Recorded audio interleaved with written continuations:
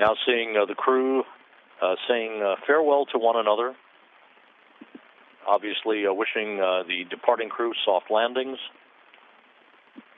as Yui, Kononenko, and Lindgren prepare to make their way through the hatchway, leaving Kelly, Kornienko, and Sergei Volkov behind as a three-man crew on board the International Space Station, but for a very brief period of time, just 4 days.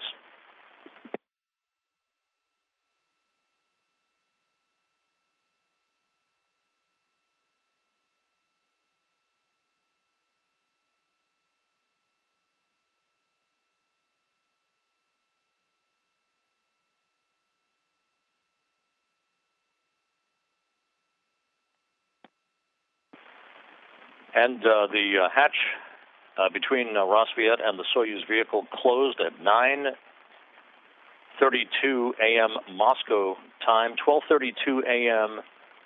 Houston time. Hatch closed at 12:32 a.m. Central Time, 9:32 a.m. Moscow time. Sergei Volkov in the field of view. GSO confirmed. Undocking confirmed at 12:49 and 44 seconds Moscow time, 3:49:44 Central Time.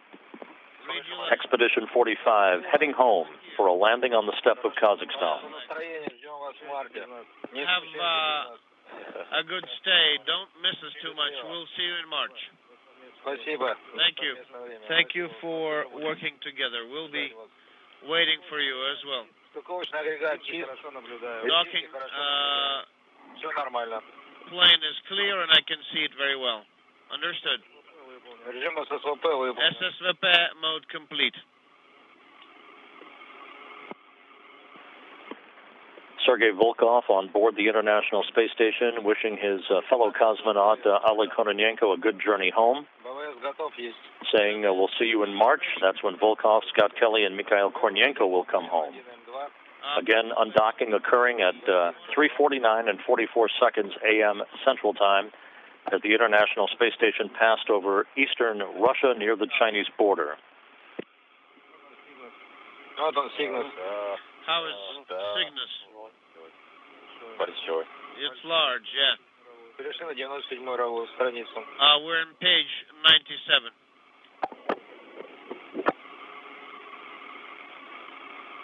DPO ignition confirmed. And we have confirmed that the separation burn has occurred. It was an 8-second burn. You can see a more rapid departure now for the Soyuz TMA-17M spacecraft. Very prominent at the center of the crosshairs are the two circular ultraflex solar arrays from the orbital ATK resupply ship, the Cygnus, the SS Geek Slayton II, that arrived at the International Space Station, where Lindgren grappled the spacecraft just 2 days ago. Now he's heading home, wrapping up 141 days in space along with his crewmates, a journey of 2,256 orbits spanning 59.6 million miles.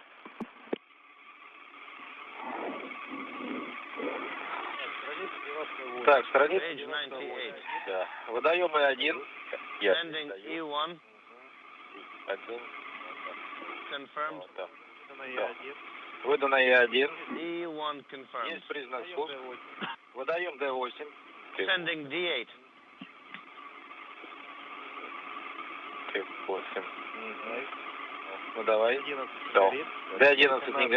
Copy. D1 is off. D17 is off. S11 off. Take another look. Looking. Kimia. Off. Send S18 and stay there.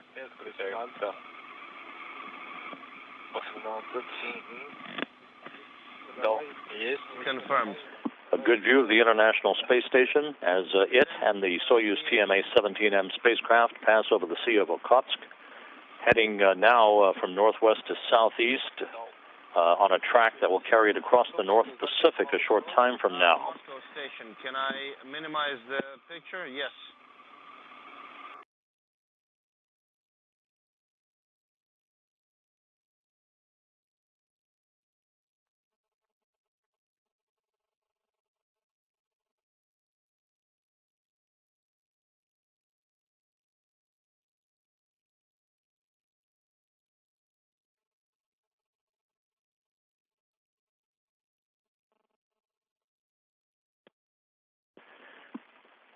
This is Mission Control Houston. We now have confirmation that the Soyuz TMA-17M spacecraft has landed.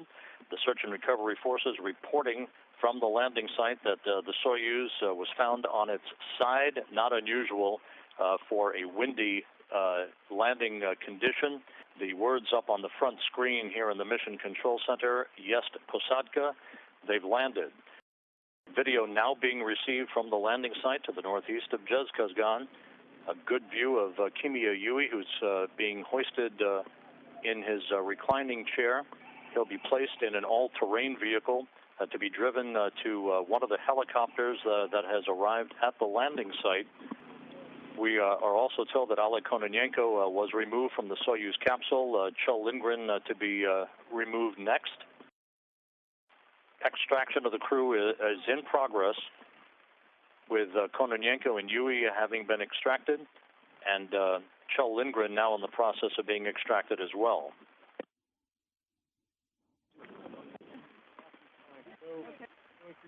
And a good view of Kjell Lindgren, having returned from space 141 days on his first mission. Just 2 days ago, he was at the controls at the robotics workstation in the cupola of the International Space Station using the Canadarm2 robotic arm to grapple the orbital ATK Cygnus resupply vehicle.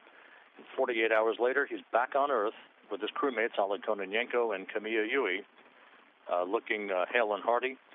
They will be loaded into helicopters for about a 35-minute or so flight to Zhezkazgan, where they will wind up ultimately being flown in a NASA Gulfstream jet. That would be Lindgren and Yui back to Houston. The third crew member, the Soyuz commander, Oleg Kononenko, having completed his third flight into space in 533 days aggregate total, to be flown back to Chkalovsky Airfield near Star City, the Gagarin Cosmonaut Training Center Air Base and Training Center. He will be flown back to be reunited with his family at his home there.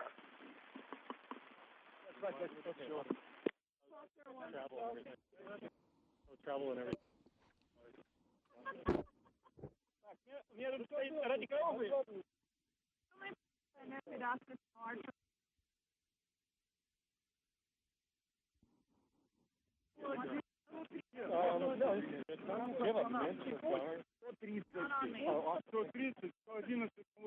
Все хорошо. Операцию будем мерить? Давайте. Второй замер не будем делать? Вот я приду.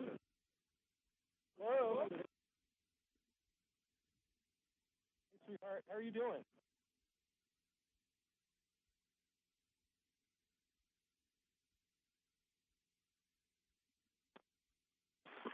A good view of Kjell Lindgren at the landing site.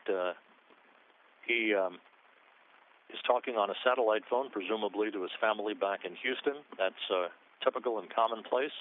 The landing site is floodlit, but there will be no erection of a medical tent on this particular evening, since the landing occurred under rather harsh conditions with thick overcast. The search and recovery forces deploying only 4 helicopters to the landing site and several all-terrain vehicles. Oleg Kononenko and Kimiya Yui already having been placed inside all-terrain vehicles to move to respective helicopters nearby.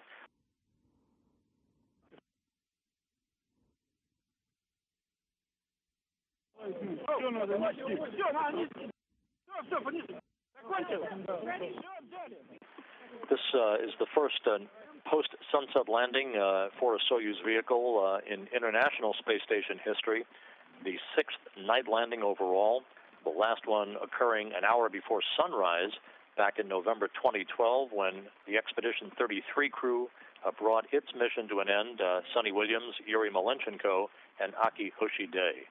Now Lindgren being lifted to be carried to an all-terrain vehicle and a short ride to a nearby helicopter to begin the flight back to Zhezkazgan.